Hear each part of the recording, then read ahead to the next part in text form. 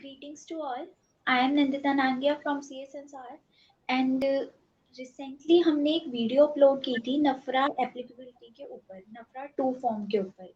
So after which we received too many calls and messages regarding the reporting year and financial year of नफरा 2. Like इसमें बहुत ज़्यादा confusion है. So just for clearing the same, I welcome CAIP Vivek Khurana sir. Thank you so much, sir, for giving your prize time. Thank you. So, ये जो reporting year और financial year है इसमें बहुत ज़्यादा कंफ्यूजन है नफरा 2 फॉर्म को लेके. So, please just give a clarification about it. Yeah, thank you very much, Nandita ji and team CA Sansar for inviting me once again on your platform. And I have also received few messages and the calls regarding there was confusion about the financial year or the reporting year. Because NFRA even जो भी पीछे नफरा ने list publish की है वहां पे भी इट्स मेंशन रिपोर्टिंग ईयर.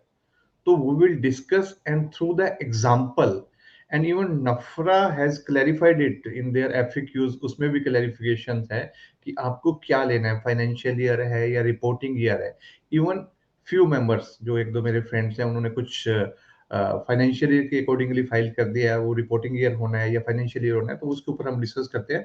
तो मैं आपको एग्जांपल्स के through I am showing you this regarding the NFRA 2 form जो हमने फाइल करना है, जो एप्लीकेबिलिटी है for reporting year, financial year या accounting year. So before that one disclaimer is there.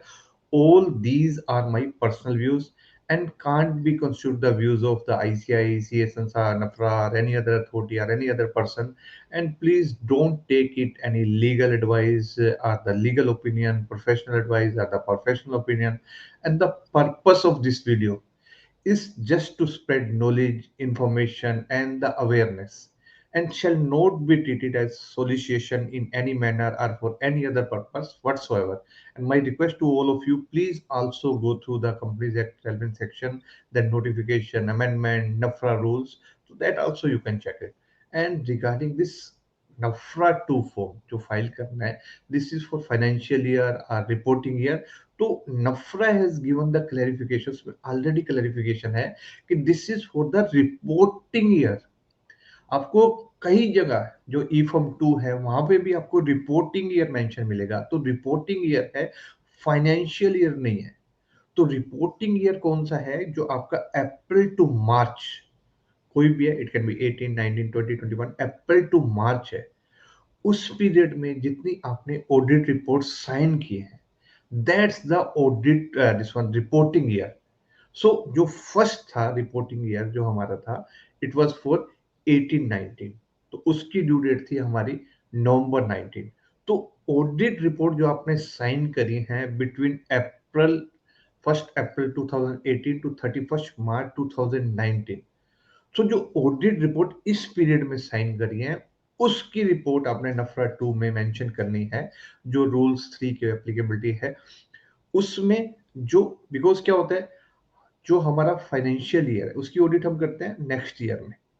जैसे अभी फाइनेंशियल ईयर है हमारे 21-22, तो इसका हम कब करेंगे? 22-23 में जो ऑडिट रिपोर्ट साइन करेंगे. तो उसी अकॉर्डिंगली जो फर्स्ट ईयर जब एप्लीकेबिलिटी थी, जो आपका रिपोर्टिंग ईयर था, it was 18-19, April 18 to 31 March 19. It was reporting year, not financial year. इसका जो financial year, corresponding financial year mostly हम एक्सेप्ट कोई late return audit report sign करी हो, अदरवाइज सारी जो लास्ट ईयर जो फाइनेंशियल ईयर की हैं तो वो 18-19 में साइन होंगी. तो आपका अकॉर्डिंगली जो फाइनेंशियल ईयर क्या होगा? 17-18. तो फाइनेंशियल ईयर की नहीं हम फाइल कर रहे, हम रिपोर्टिंग ईयर की फाइल कर रहे हैं.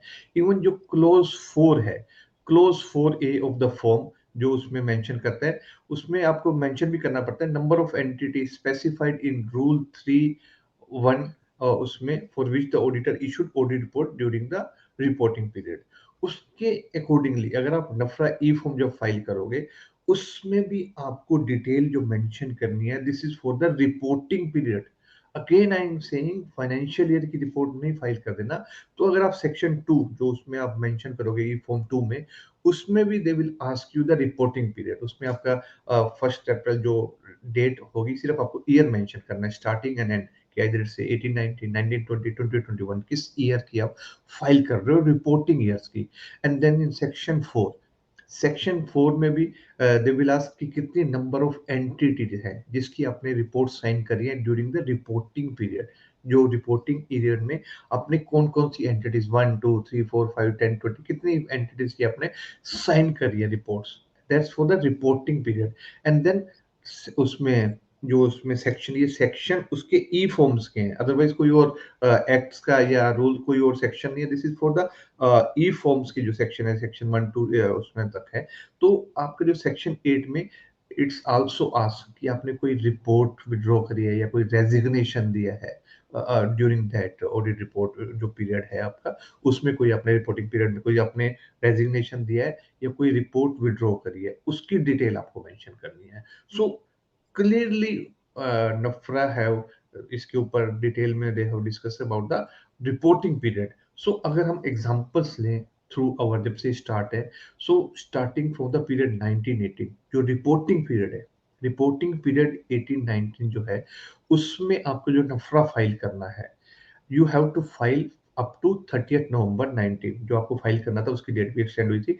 सो 30 नवंबर, तो एवरी ईयर आपको जिस लाइक एनुअल रिटर्न पीछे हमने डिस्कस भी किया था, एप्लीकेबिलिटी है, आपको फॉर्म 2 फाइल करना है एज ए एनुअल रिटर्न। तो this is reporting year. Reporting year means कि आपने जो रिपोर्ट साइन करी हैं in the year 1 April 2018 to 31 March 2019 में जो रिपोर्ट साइन करी है आपने, उस पीरियड की नहीं, 1819 पीरियड की नहीं, 1819 में जो आपने साइन करे हैं, कि अगर फॉर एग्जांपल कोई 31 मई को आपने कोई साइन करे हैं, तो that's reporting year, reporting period आपका। और अगर आपने कोई साइन करे हैं जुलाई में, तो दैट्स रिपोर्टिंग पीरियड।